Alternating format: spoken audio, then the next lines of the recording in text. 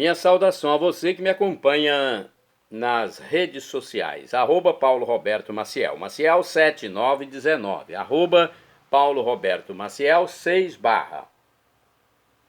repórterpaulomaciel.blogspot.com e facebook.com/Paulo Maciel da Rádio. Continuidade da leitura do texto A Esperança Não Decepciona, retirado da Carta de São Paulo aos Romanos para o mês da Bíblia de 2025 na Igreja Católica no Brasil. Eu continuo então com estrutura e temas da Carta aos Romanos, página 19. Essa parte será dedicada à apresentação geral da Carta aos Romanos a partir de sua estrutura e de seus temas principais. Para completar essa apresentação, também serão vistos alguns procedimentos retóricos que são nela utilizados por Paulo em sua argumentação teológica. Em todas as cartas paulinas, também a carta aos Romanos começa com o endereçamento, no qual são encontrados o emissário, os destinatários e a saudação inicial. A diferença está no fato de que na carta aos Romanos, esse endereçamento é mais longo, porque Paulo se alonga um pouco mais na apresentação e na caracterização dos destinatários. Isso está em Romanos capítulo 1, versículos do 1 ao 7.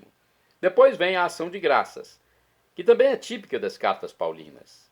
Essa parte é assim chamada porque começa sempre com uma forma do verbo dar graças.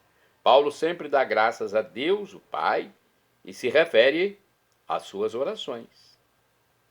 Nessa parte da carta sempre há um elogio aos destinatários, aos quais a carta é enviada. Na carta aos Romanos, esse elogio é mais genérico, pois Paulo não conhecia os cristãos de Roma, e ele aproveita para informá-los de sua intenção de visitá-los. A ação da carta, ação de graças, está em Romanos 1, versículos do 8 ao 15. Na sequência, vem os versículos que podem ser chamados de o enunciado da carta e que, por sua importância, merecem ser reproduzidos por inteiro. Assim se expressa Paulo: Eu não me envergonho do Evangelho, pois ele é poder de Deus para a salvação de todo aquele que crê. Primeiro para o judeu, mas também para o grego. De fato, nele a justiça de Deus se revela da fé para a fé, como está escrito: o justo da fé viverá. Romanos capítulo 1, versículos do 16 ao 17.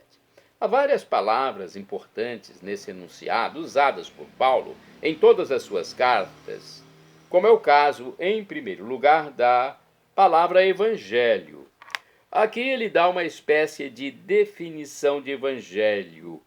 É poder de Deus para a salvação de todo aquele que crê. A palavra grega usada também pode ser traduzida por boa nova, uma vez que as palavras evangelho e boa nova são sinônimas. Falar do evangelho é falar do poder de Deus para a salvação. A partir de Romanos capítulo 1, versículo 18, Paulo começa a tratar da salvação, o tema central de toda a primeira parte da carta aos Romanos, que vai até Romanos 8, versículo 39. Essa longa parte da carta aos Romanos, que trata da salvação, pode ser subdividida em 4 partes. A primeira aborda a justificação, apresentada em 4 passos: a situação de pecado na qual vivem os gentios, a situação de pecado na qual vivem os judeus, resumo e conclusão sobre a situação de pecado na qual vive a humanidade, a justificação gratuita em Cristo Jesus, e segue uma reflexão sobre Abraão, sua fé e sua esperança em Romanos capítulo 4, versículo do 1 ao versículo 25. A segunda parte apresenta a salvação sob o prisma da reconciliação da humanidade com Deus. Romanos, capítulo 5, versículo 1 ao 21. Essa reflexão de Paulo é uma releitura do livro do Gênesis, capítulos 2 ao 3, em que é narrado o rompimento da amizade entre humanidade e Deus pela transgressão de Adão. Jesus, o novo Adão, por sua obediência, reconcilia a humanidade com Deus. Assim escreve Paulo: com efeito, se pela transgressão de um só a morte começou a reinar, muito mais reinarão na vida aqueles que recebem, pela mediação de um só, Jesus Cristo, a graça e o dom da justiça. Capítulo 5, versículo 17. Na terceira parte desta reflexão, que abrange os capítulos 6 e 7, Paulo apresenta a salvação a partir da libertação do pecado e da lei. A sociedade romana na qual Paulo vivia, bem como seus leitores, estava baseada no sistema escravagista de produção. Paulo utiliza as metáforas da escravidão e da libertação para falar da situação do ser humano escravizado pelo pecado e que em Cristo, em sua morte e ressurreição, encontra a libertação. Para ser libertado, morre com Cristo para o pecado e ressuscita com Cristo para uma vida nova. O batismo ritualiza e atualiza essa passagem da morte para a vida. É aqui também que Paulo faz uma reflexão bem delicada sobre a lei. Não que ela seja má, mas o pecado se utiliza do preceito para enganar o ser humano e levá-lo a pecar, como fez a serpente com Adão. É por isso que a libertação não é só do pecado, mas também da lei.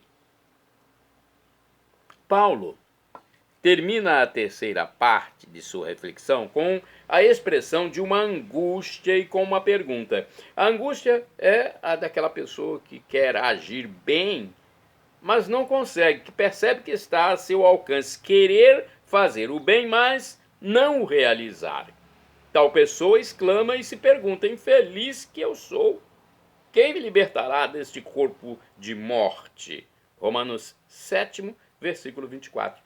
O problema é que o pecado habita o corpo dessa pessoa, versículo 17. A resposta de Paulo a essa frustração é que a pessoa tem que deixar de dar hospedagem em seu corpo ao pecado, a fim de que nele habite o Espírito Santo. Capítulo 8, versículo 9. Essa é a quarta parte da reflexão de Paulo sobre a salvação, a santificação, que consiste em deixar-se habitar pelo Espírito Santo.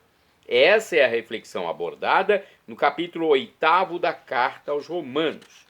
Voltando ao enunciado, capítulo 1, versículos de 16 a 17, que foi transcrito anteriormente, é possível ver que Paulo estabelece uma dinâmica de salvação. Primeiro para o judeu, mas também para o grego.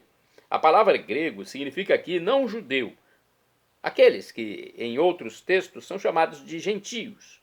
Nessa categoria entram todos aqueles a quem Paulo dirigiu seu anúncio do Evangelho, uma vez que ele ultrapassou os limites de seu próprio povo. Na carta aos Romanos, contudo, ele dirige boa parte da sua reflexão à questão da salvação do povo judeu, o povo da primeira aliança. Essa é a reflexão abordada nos capítulos 9 a 11 da Epístola. No enunciado da carta, Romanos capítulo 1, versículos de 16 a 17, está escrito que nele a justiça de Deus se revela. Nele pode se referir tanto ao Evangelho quanto àquele que crê. Essa justiça de Deus, continua Paulo, vem pela fé e conduz à fé. Paulo conclui com uma citação do profeta Abacuque: o justo da fé viverá. Essa última parte do enunciado une a expressão justiça de Deus, a palavra fé, com sua dinâmica própria de fé para fé, e o verbo viver. Há, pois, um modo de viver segundo a fé e a justiça, que é o modo de viver do justo. A partir do capítulo 12, a carta aos Romanos, na carta aos Romanos, aparecem as exortações de Paulo sobre o modo de vida do fiel. que vão até Romanos 15, versículo 13. São os aconselhamentos do apóstolo. Em Romanos 15, versículos do 14 ao 33, o apóstolo dos gentios detalha seus planos de viagem à Espanha, quando pretendia passar por Roma. O capítulo 16, o último da carta, é formado por várias peças. Ele começa com a recomendação de Febe, diaconisa da igreja em Cencreia, conforme está em Romanos 16, versículos do 1 ao 2, que ficava em Corinto, onde Paulo teria escrito a carta aos romanos. Pode ser que ela tenha sido a portadora da carta aos cristãos de Roma. Seguem as saudações comuns no final das cartas paulinas. Nas saudações da carta aos romanos, aparecem vários nomes, tanto de origem latina quanto grega e até mesmo semítica, homens e mulheres, o que mostraria um rosto bem plural das igrejas em Roma. Depois vêm algumas advertências e mais algumas saudações, dessa vez da parte daqueles que estão com Paulo. É aqui que aparece Tércio, secretário que teria escrito a carta. Os últimos versículos são uma doxologia, isto é, um louvor a Deus, chamado de o único sábio, versículos 25 a 27. É bom olhar agora tudo isso numa forma de esquema. Romanos capítulo 1, versículo do 1 ao 15, é o início, com endereçamento e ação de graças.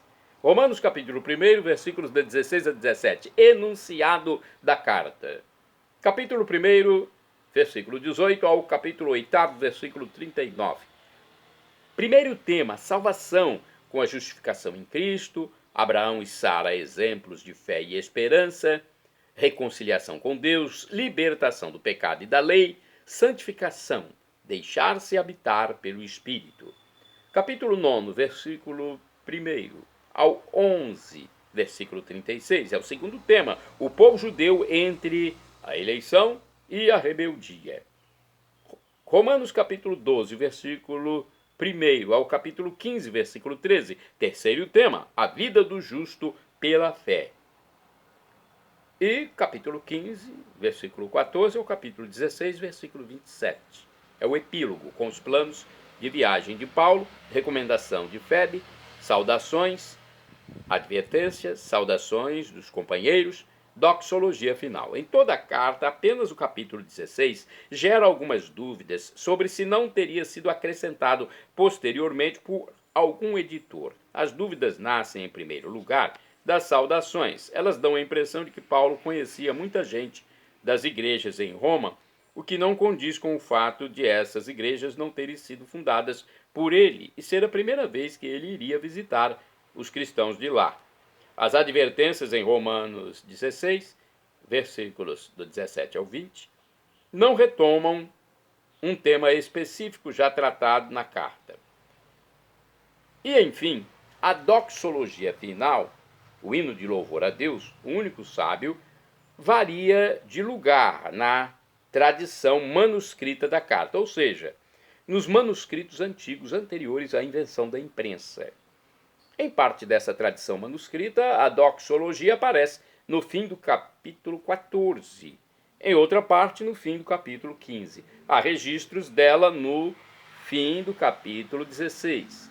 E existem manuscritos nos quais ela aparece em algum lugar. Aliás, em nenhum lugar.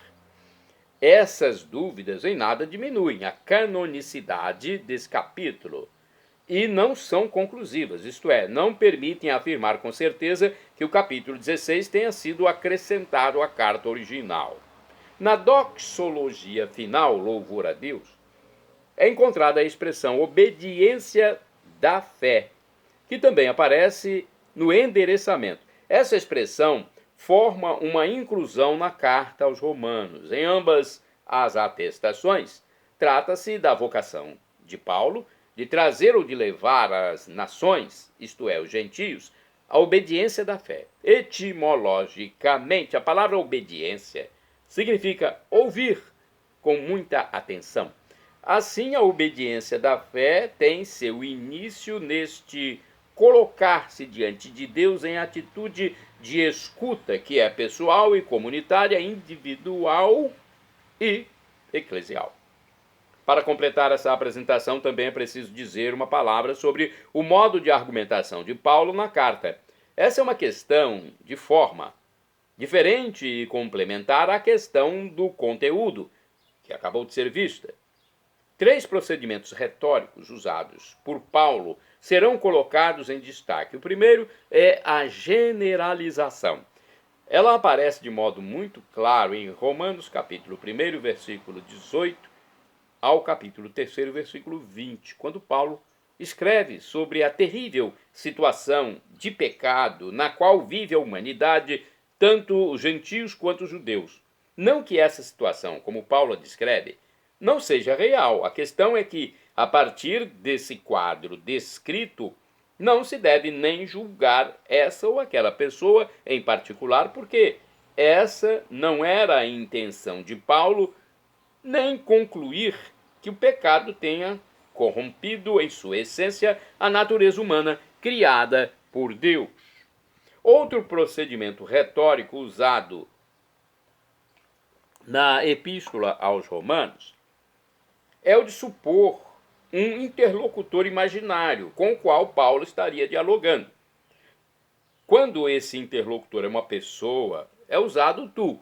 Quando é um grupo de pessoas, é usado o vós. Em Romanos, capítulo 2, versículo do 17 ao 29, Paulo dialoga com um tu, a quem apresenta sua argumentação de quem ouve as supostas objeções e as responde em forma de réplica. Esse procedimento dialético permite a quem utiliza questionar suas convicções, enriquecendo seu ponto de vista inicial. Mais um procedimento retórico usado por Paulo nessa carta é o de adotar um discurso direto em primeira pessoa do singular. Esse procedimento aparece no capítulo 7, versículos do 14 ao 25. Não se trata de um fragmento autobiográfico, como se Paulo estivesse se referindo a si mesmo. Aqui, ele está emprestando sua voz àquela pessoa que se sente insatisfeita consigo mesma, porque se sente capaz de querer fazer o bem, mas se sente incapaz de realizá-lo. O próprio Paulo responde a essa insatisfação. É preciso desalojar o pecado e deixar-se habitar pelo Espírito Santo. Romanos 8, versículo 9. A força da argumentação teológica de Paulo na carta aos Romanos pode ser sentida em toda a história da igreja. A intercessão, ou melhor, a interpretação dessa carta gerou não apenas polêmicas e conflitos, mas também ajudou a pontuar bem como determinadas questões devem ser colocadas, ou seja, a partir do alicerce teológico certo e seguro que Paulo deixou como herança para o cristianismo de todos os tempos. A Carta aos Romanos na história da Igreja é um título. A Carta aos Romanos, diz o texto da Igreja Católica, esteve no centro de vários debates teológicos que aconteceram na história. Alguns desses debates serão apresentados em suas linhas gerais, uma vez que, dado o caráter introdutório deste texto, não seria possível abordá-los em todos os detalhes. Essa abordagem, no entanto, ainda que sucinta, serve para ajudar a compreender a importância desse escrito no Novo Testamento. No início do século V, um monge irlandês chamado Pelágio foi para Roma, onde começou a ensinar e depois seguiu para Cartago, no norte da África, atual Tunísia. Pelágio afirmava que o ser humano podia, com suas próprias forças, alcançar a salvação, pois a natureza humana não tinha sido corrompida pelo pecado de Adão. Santo Agostinho, que morava em Cartago, reagiu de maneira vigorosa a esse ensinamento e, em sua reação, se serviu largamente da carta aos Romanos. Segundo Agostinho, sem a graça, o ser humano é incapaz de alcançar a salvação. As ideias de Pelágio foram condenadas pela Igreja no Concílio de Cartago de 418, sob a influência de Santo Agostinho. Essa controvérsia, contudo, não terminou aí, porque, de fato, ela tinha tocado num ponto bem delicado, o da relação entre graça e liberdade, que precisam estar numa mesma balança, como pesos iguais. Essa questão não estava no horizonte de Paulo, que usa todas essas palavras e imagens, mas em um contexto sociocultural e religioso diferente. O modo como Agostinho colocou a questão fez o peso da balança pender para o lado da graça, e isso era necessário naquele momento. Tempos depois, a questão voltou a aparecer com os reformadores, Lutero e Calvino. O primeiro colocou em evidência a questão da justificação, o segundo colocou em evidência a questão da predestinação. Lutero era monge agostiniano e conhecia as posições de Agostinho sobre a graça. Conta-se que em 1516 ele estava ministrando aulas sobre a carta aos Romanos. Ao reler o capítulo 1, versículo 17, deteve-se na expressão justiça de Deus, concluindo que ela não é nem distributiva, nem vingativa, mas anistiante. Uma vez que Deus, em sua misericórdia, declara justo o crente. Essa interpretação se torna para ele uma chave de sentido de toda a Escritura e de toda a teologia. Ele a chama de Evangelho, ao qual contrapõe as obras da lei. Paralelamente ao exaltar a misericórdia de Deus que justifica o pecador, Lutero colocou um peso ainda maior na graça divina em relação ao que já tinha feito Agostinho, e ao ser humano não restou senão reconhecer sua condição de pecador. As divergências entre católicos e luteranos a respeito da justificação duraram muitos anos, mas finalmente encontraram um acordo na declaração conjunta sobre a doutrina da justificação, que foi assinada pelas igrejas luteranas e pela Igreja Católica em 31 de outubro de 1999. Eis um pequeno trecho. Todas as pessoas são chamadas por Deus para a salvação em Cristo. Somos justificados somente por Cristo, ao recebermos essa salvação na fé. A própria fé, por sua vez, é presente de Deus através do Espírito Santo, que atua na palavra e nos sacramentos, na comunhão dos crentes e que, ao mesmo tempo, conduz os crentes àquela renovação de sua vida que Deus consuma na vida eterna. Quanto a Calvino, ele se preocupou mais com a questão da predestinação, colocada nos seguintes termos: Deus salva aqueles que quer e condena aqueles que quer. Surge daí a pergunta: como alguém pode saber se foi predestinado por Deus à salvação ou à condenação? Essa pergunta revela uma angústia existencial que encontrou ressonância nos seguidores de Calvino. Quando Paulo toca nesse tema em Romanos 8, versículos do 28 ao 30, ele se refere à predestinação e à salvação, um texto que quer transmitir confiança e não angústia. Calvino, no entanto, baseava sua argumentação em Romanos 9. O que se pode responder é que, objetivamente, a salvação está garantida em Cristo Jesus a todas as pessoas. Subjetivamente, vai depender do modo como cada pessoa acolhe o dom da salvação e o deixa frutificar em sua vida. Na passagem do século XVI ao século XVII, houve uma nova controvérsia que ficou conhecida como a querela sobre a graça, envolvendo dessa vez dominicanos e jesuítas. Do lado dominicano era enfatizada a eficácia da graça divina. Do lado jesuíta eram enfatizadas a liberdade humana e a soberania divina. Em 1607, o Papa Paulo V interveio, autorizando cada uma das partes a ensinar a partir de sua própria visão, mas proibindo que se condenassem mutuamente. Pouco depois, durante o século XVII até o início do século XVIII, a questão da relação entre graça e liberdade voltou a gerar conflitos provocados pelo movimento jansenista. Embora tal movimento tenha sido mais forte na França, em sua origem estão os ensinamentos de um bispo holandês de nome Jansen, que enfatizava, a partir de Agostinho, a fraqueza da natureza humana corrompida pelo pecado. Os jansenistas também enfatizavam a doutrina da predestinação e um moralismo rigoroso. Os ensinamentos jansenistas foram condenados em 1653 pelo Papa Inocêncio X e em 1713 pelo Papa Clemente XI.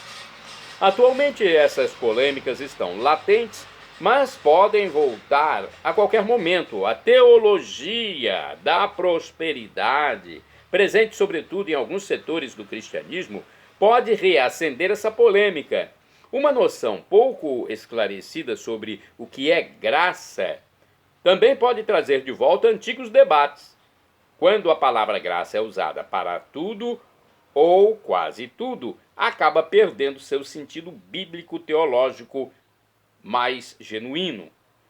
Em vista disso, é importante manter uma formação continuada em teologia que esteja ao alcance de todo o povo de Deus, para a qual o Catecismo da Igreja Católica é uma grande referência. Nele está escrito a respeito da justificação. A justificação afasta o homem do pecado, que contradiz o amor de Deus e lhe purifica o coração. A justificação ocorre graças à iniciativa da misericórdia de Deus, que oferece o perdão. A justificação reconcilia o homem com Deus, o liberta da servidão do pecado e o cura. É o parágrafo número 1990.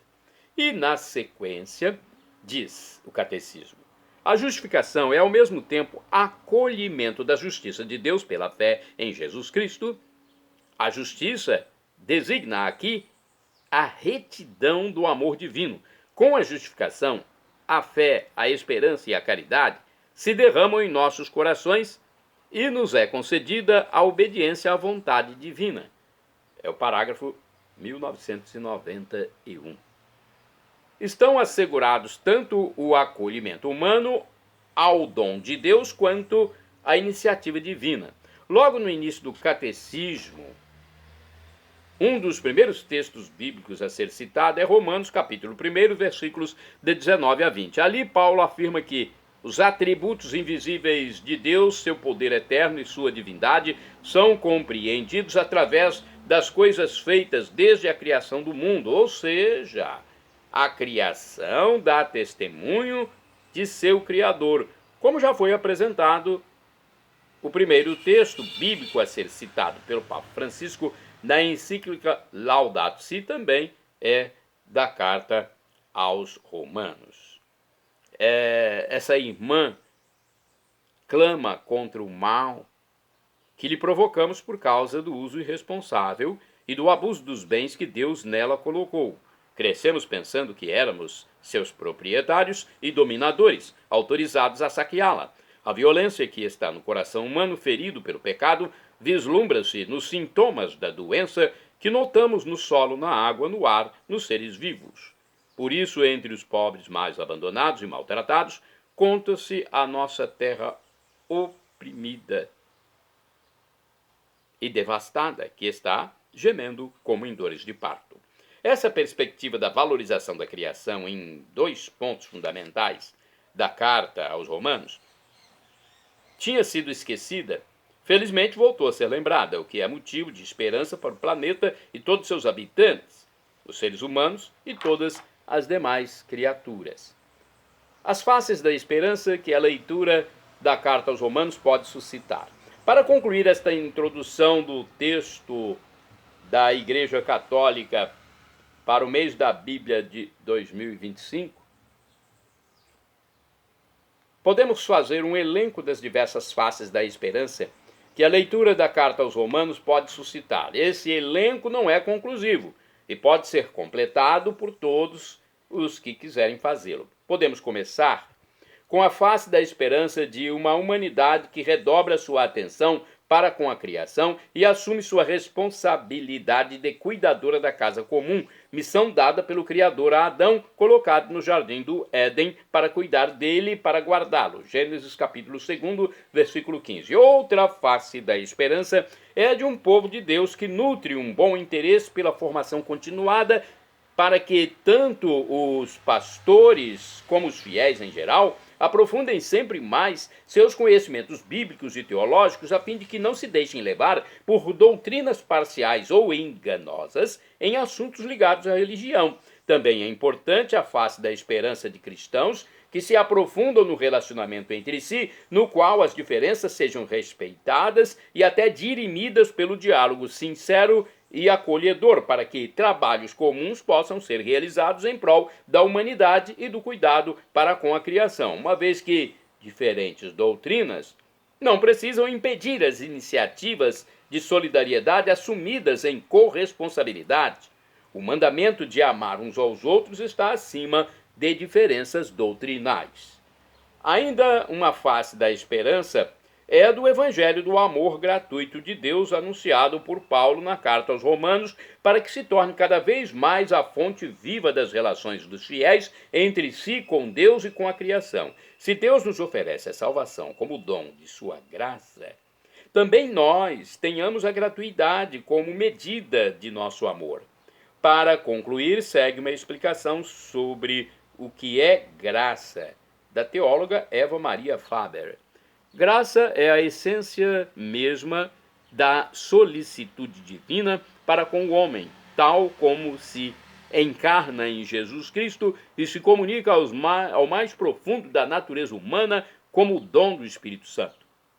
Resume igualmente a relação que, a partir desse dom, se instaura entre Deus e um homem que terá ainda a necessidade da graça para corresponder à graça. Tudo é graça. O que vem de Deus é sempre dom. Bem, aqui nós terminamos essa parte, as faces da esperança, que a leitura da carta aos Romanos pode suscitar. Então tem mais partes desse texto da Igreja Católica sobre a esperança não decepciona para o ano de 2025, mês da Bíblia. Acesse @Paulo Roberto Maciel, Maciel 7919, @Paulo Roberto Maciel 6 / repórterpaulomaciel.blogspot.com e facebook.com/Paulo Maciel da Rádio.